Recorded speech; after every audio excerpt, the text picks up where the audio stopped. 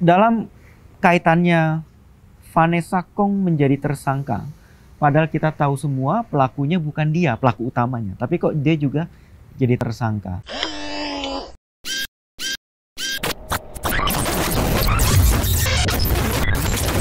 Ini adalah hal yang menarik, kenapa teman-teman? Karena ini bisa jadi kepada siapapun, baik kepada individu maupun korporasi. Nah, kalau kita turunkan, ada konsep namanya pencucian uang pasif. Jadi kalau secara pengaturan itu bisa dilihat secara normatif, aturannya ada di pasal 5 Undang-Undang Nomor 8 Tahun 2010 tentang pencucian uang.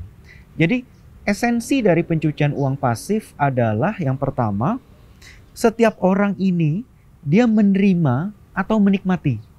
Jadi setiap orang menerima atau menikmati apa yang diterima atau dinikmati, yaitu aset yang si orang tadi yang menerima atau menikmati, dia mengetahui atau patut menduga bahwa aset ini hasil kejahatan atau terkait dengan suatu tindak pidana. Nah, yang menjadi masalah teman-teman, ternyata ini tidak hanya bisa mencakup ke individu. Jadi kalau kita lihat misalnya di pasal 1, khususnya di poin ke-9 di undang-undang tadi nomor 8 tahun 2010, konsep dari setiap orang yang tadi ada di pasal 5 itu tidak hanya berhenti di manusia atau individu, tapi bisa juga mencakup ada konsep namanya korporasi. Itu bisa seperti perseroan terbatas, yayasan, CV, perkumpulan, atau yang lain. Bahkan perusahaan yang dia tanda kutip dia terlibat secara tidak langsung terhadap suatu pencucian uang, tadi kita konsepnya bilang pencucian uang pasif, itu kerugiannya juga tidak sedikit. Jadi kalau kita lihat misalnya di pasal 7, itu dia si undang-undang ini bicara siapa tadi, korporasi tadi atau perusahaan tadi, kalau terbukti dia melakukan tindak pidana pencucian uang, termasuk juga tadi TPPU pasif yang ada di pasal 5, dia bisa dikenakan denda 100 miliar. Apakah sampai sana? Ternyata tidak. Selain itu, dia juga bisa dilakukan pembekuan. Maksudnya apa? Jadi kegiatan operasional atau kegiatan usaha dari perusahaan ini bisa dibekukan, baik sebagian atau seluruhnya. Selain itu juga izin usahanya bisa dicabut. Bahkan dia bisa dilakukan pembubaran atau dilarang lagi untuk melakukan produksi atau aktivitas bisnisnya. Bahkan di Undang-Undang 8 2010 tadi, khususnya di pasal 7, asetnya bisa dirampas oleh negara, atau negara bisa membubarkan si perusahaan tersebut, atau bisa juga si korporasi ini diambil alih oleh negara. Apakah sampai situ? Bagaimana kalau misalnya si perusahaan ini udah nggak punya aset lagi nih? Dia memang terbukti dia misalnya terlibat pencucian uang atau tadi terlibat dalam pencucian uang pasif, tapi asetnya tidak ada.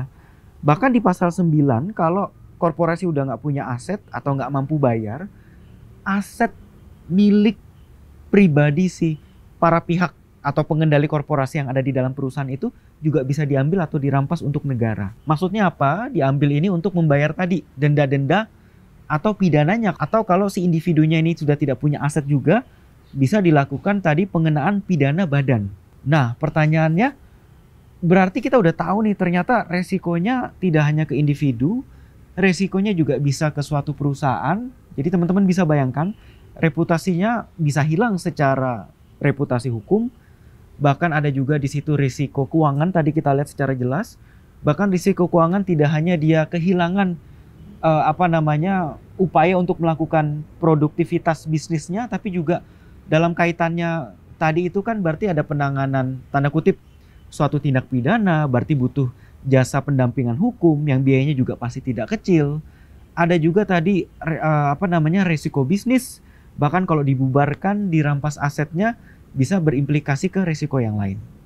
Nah, bayangkan kalau misal perusahaan ini sifatnya TBK atau terbuka. Nah, suatu putusan hakim ini bisa jadi nanti harga sahamnya juga menjadi merosot seperti itu. Nah, ada nggak sih yang bisa dilakukan?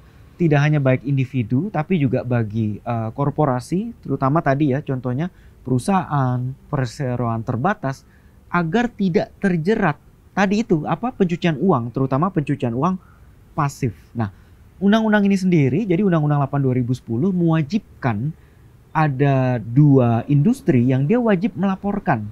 Nah, yang pertama kalau kita lihat di pasal 17, kita kenal ada konsep namanya PJK, penyedia jasa keuangan. Turunannya itu ada kita bicara perbankan, asuransi, dan yang lain. Yang kedua adalah penyedia barang dan jasa. Termasuk apa saja, misalnya dealer mobil, properti, misalnya jual beli barang seni, atau misalnya barang antik atau berharga. Nah, ini adalah, kalau tadi kita bicara setiap orang, adalah perusahaan-perusahaan yang dia wajib melakukan analisis mendalam. Jadi diturunkan lagi misal di pasal 18 ada konsep bahwa perusahaan ini atau dua tadi, penyedia jasa keuangan dan barang dan jasa, dia wajib mengetahui dengan siapa mereka bertransaksi, atau bahasanya itu yang kita kenal know your customer atau know your client. Jadi tadi dalam konsep know your customer, si siapa tadi penyedia jasa ini dia perlu satu, dia mengidentifikasi jenis transaksinya. Bahkan juga undang-undang ini memberikan semacam batas atas. Kalau transaksi misalnya di atas 100 juta. Dalam halnya misalnya bisa pakai rupiah atau mata uang asing yang nilainya setara atau minimal 100 juta rupiah, itu harus dilaporkan. Kemana? Ke PPATK. Bisa juga misalnya si penyedia jasa keuangan ini berdasarkan pasal 18 tadi membangun parameter untuk mengidentifikasi transaksi ini yang melibatkan kantor mereka atau perusahaan mereka terindikasi mencurigakan atau tidak. Nah, parameter mencurigakan ini perlu dibangun. Apakah ini sesuai dengan profil, sesuai dengan karakter bisnis mereka, atau yang lain. Atau selanjutnya misalnya, tadi kan perusahaan-perusahaan ini sudah punya sistemnya nih. Mereka ragu akan apa? Akan kebenaran yang diberikan oleh si nasabah atau si klien mereka. Misalnya ada si X, dia mau beli mobil mewah.